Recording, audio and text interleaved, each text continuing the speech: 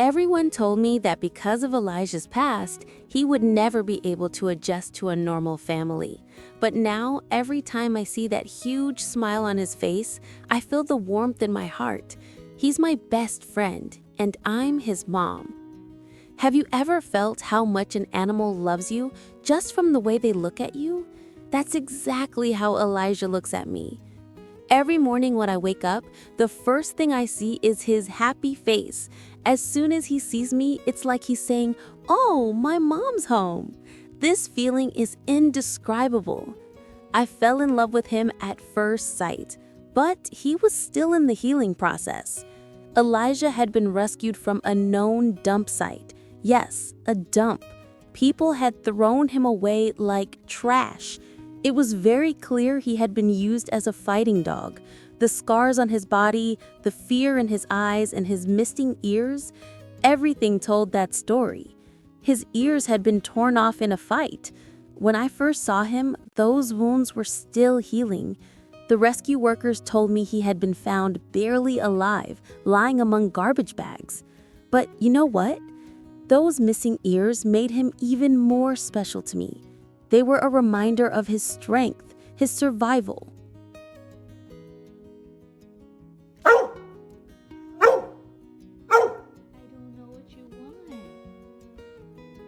At that time, I was just starting to understand the rescue community and the real story behind these dogs.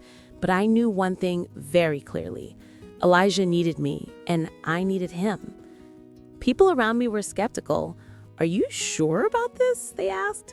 "A fighting dog without ears? That's a lot of trauma." But I didn't care. When I looked into his eyes, I didn't see a broken dog. I saw hope. I see you still haven't subscribed, and that makes me sad because these kinds of stories need to reach more people. Maybe you love animals too, and you're curious about how these stories end. So don't forget to hit that subscribe button.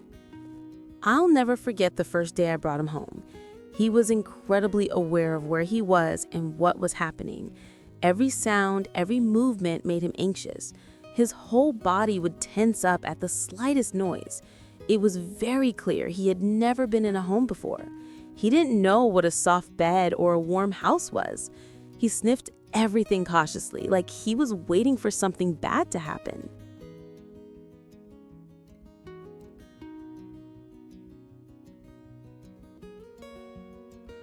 So I gave him time.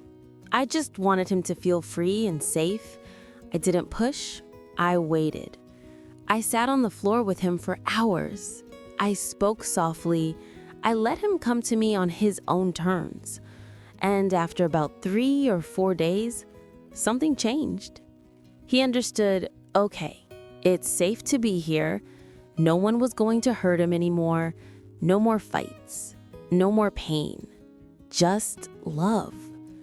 The moment he laid his head on my lap for the first time, I cried. It was like he was finally letting go of all that fear. Now he's just a really confident, happy, safe boy. Every morning he runs to the door, wagging his tail. When he hears a noise, he immediately looks up, like saying, "Is someone there?" Without his ears, he tilts his head in the cutest way possible. People on the street do double takes when they see him. Some smile, some look sad, and some look scared. But Elijah doesn't notice the stares. He's too busy being happy. The funny thing is, he had never played with toys before. When I first gave him a squeaky toy,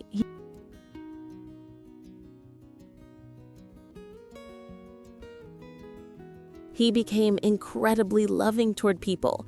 In the early days, he was afraid of strangers. He would back away and hide behind me.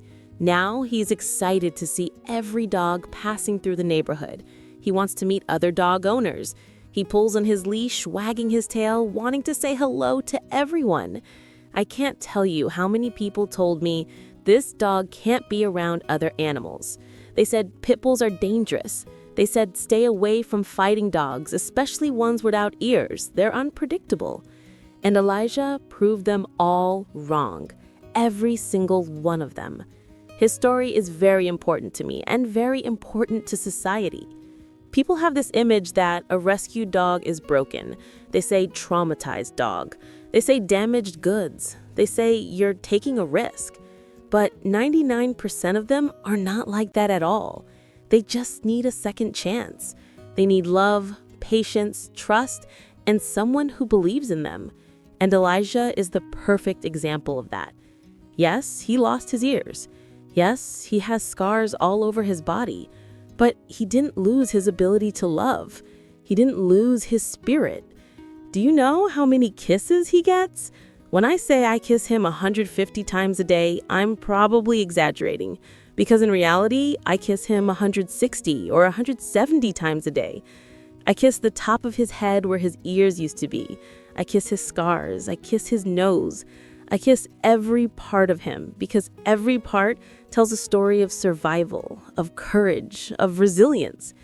If I'm working on the computer, he's right next to me. He sleeps at my feet.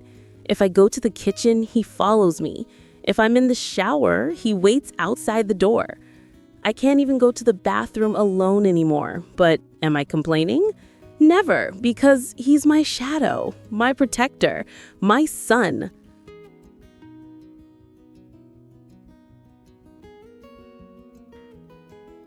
He's so good, so loving, and so well-behaved. When guests come over, he greets them excitedly, his whole body wiggling with joy. Some people stare at his missing ears. Some people ask uncomfortable questions. What happened to him? They whisper. But Elijah doesn't care. He just wants to give them love. He wants to show them he's more than his past. When children come, he's very gentle. He lays down so they can pet him. He's even respectful to cats. Who said pit bulls are dangerous? Here's Elijah for you. A dog left to die in a dump, used for fighting, his ears torn off, injured and broken, and now he's a mama's boy, my little baby, my everything. He's just an extraordinary, extraordinary boy. Every day he reminds me how precious life is. Every day he shows me that second chances are real. And every day he teaches me what unconditional love means. His missing ears don't define him. His past doesn't define him. His scars don't define him. His love defines him. His joy defines him. His resilience defines him. So what do you think? Are rescue dogs more loyal, or are puppies that are bought from the beginning?